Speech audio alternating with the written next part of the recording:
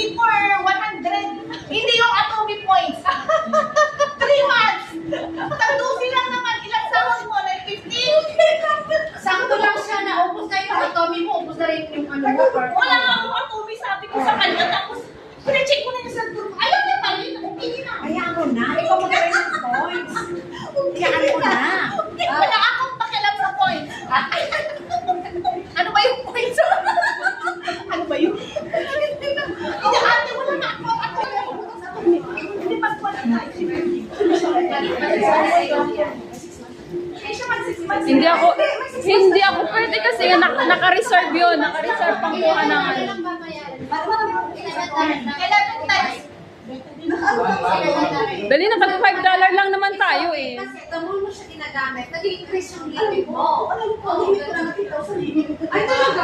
Sana all. Ako wala akong May limit pala yun. Oo, depende kung how much mo siya Basta ako ginagamit. na yung tanga.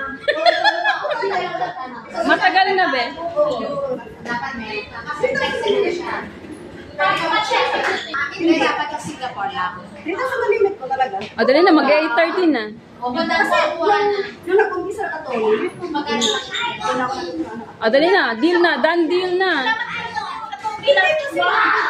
Sa Tommy, tanongin mo si Michelle. Eh kasi nga hindi nga ako nag-atome.